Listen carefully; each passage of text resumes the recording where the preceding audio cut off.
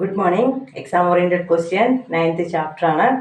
നമ്മൾ ഇക്വേഷൻ്റെ ഒരു പ്രോബ്ലം ചെയ്തു. അത് എത്രമാത്രം ഇമ്പോർട്ടൻ്റ് ആണെന്ന് കാണിക്കാൻ വേണ്ടിയാണ് ഞാൻ അടുത്തൊരു പ്രോബ്ലം ചെയ്യുന്നത്. അപ്പോൾ ഈ രണ്ട് പ്രോബ്ലം ചെയ്ത് കഴിയുമ്പോൾ നിങ്ങൾ ഇക്വേഷൻ കണ്ടുപിടിക്കാൻ പഠിക്കും. അതിനുവേണ്ടിയാണ് രണ്ട് പ്രോബ്ലം ഞാൻ അടുപ്പിച്ചിട്ടിരിക്കുന്നത്. നമുക്ക് തന്നിരിക്കുന്ന വാല്യൂസ് നോക്കാം. Find the equation of the line joining 1, 3, 2, 7. 3 മാർക്കിൻ്റെ ക്വസ്റ്റ്യൻ ആണ്. സിമ്പിളായിട്ട് ചെയ്തെടുക്കാം. ഓക്കെ, പറഞ്ഞ പോലെ നമ്മൾ ലൈൻ വരച്ചു. ഏതൊക്കെയാണ്?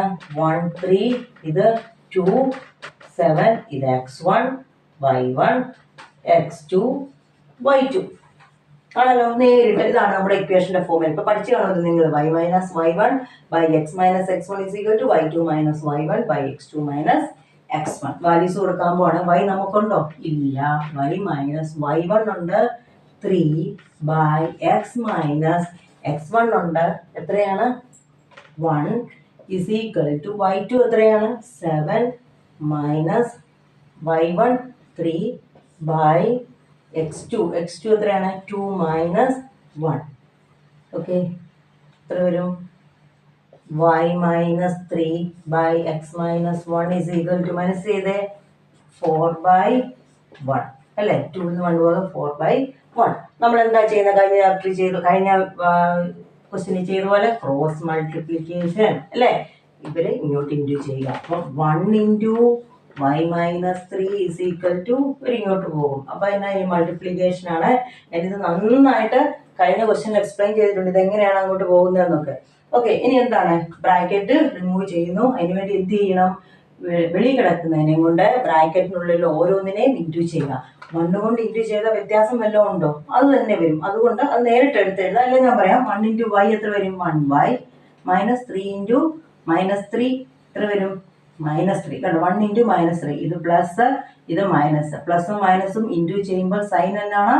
-3 ഇസ് ഈക്വൽ ടു ഇവിടെ ഇൻറ്റു ചെയ്തേ 4 ഇൻറ്റു എക്സ് 4x 4 ഇൻറ്റു -1 -4. കണ്ടോ? +4ഉം -1ഉം പ്ലസും മൈനസും ഇൻറ്റു ചെയ്താൽ ആൻസർ എന്നാ വരുന്നത്? ഇൻറ്റു ചെയ്തിട്ട് മൈനസ് കൊടുത്തു.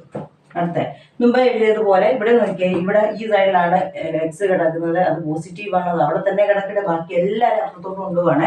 ഇവിടെ നമ്മൾ 0 എഴുതിയിട്ട് 4x ഇനി y എഴുതാം അല്ലേ? ഇവിടെ എന്താണ്? വൈയുടെ വാല്യൂ എന്നാണ് ഇവിടെ? പ്ലസ്. അത് ഇപ്പുറത്ത് വരുമ്പോൾ അത് ഇവിടെ ഇങ്ങോട്ട് വരുമ്പോൾ അതിൻ്റെ സൈൻ എന്നായിട്ട് മാറി -y.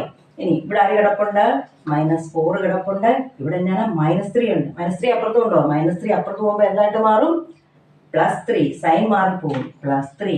Okay, is equal to 4x minus y. ഇവിടെ നോക്കിയേ, മൈനസും പ്ലസും വന്നാൽ എന്ത് ചെയ്യണമെന്ന് പറഞ്ഞേ? മൾട്ടിപ്ലിക്കേഷൻ അല്ല കേട്ടോ, ഇത് അഡീഷൻ ആണ്. മൈനസും പ്ലസും വന്നാൽ മൈനസ് ചെയ്തിട്ട് വലുതിന്റെ സൈൻ മൈനസ് ചെയ്തേ. 4 3 പോക 1. വലുത് ആരാണ്? 4. 4ന്റെ കൂടെ കിടക്കുന്ന സൈൻ മൈനസ് ആയിട്ട് -1. ഞാൻ തിരിച്ചൊന്ന് എഴുതുവാണ്. 4x minus y minus 1 is equal to 0. Equation കിട്ടി. സിമ്പിൾ അല്ലേ? നിങ്ങളൊന്ന് ആലോചിച്ച് നോക്കിയാൽ നിങ്ങൾ കഴിഞ്ഞ വർഷം ചെയ്തതിനേക്കാളൊക്കെ സിമ്പിളാണ് 10th. 9th സിമ്പിളാണ് കേട്ടോ 10th. അപ്പം കഴിഞ്ഞ ക്വസ്റ്റ്യനും ഈ ക്വസ്റ്റ്യനും ഒന്ന് ചെയ്ത് നോക്കിക്കഴിഞ്ഞാൽ ഈ ഇക്വേഷൻ വെച്ച് ചേർന്ന് ഏത് ക്വസ്റ്റ്യൻസും നിങ്ങൾ ചെയ്യും. ഫോർമുലയും പഠിച്ചിരിക്കും. Okay, thank U.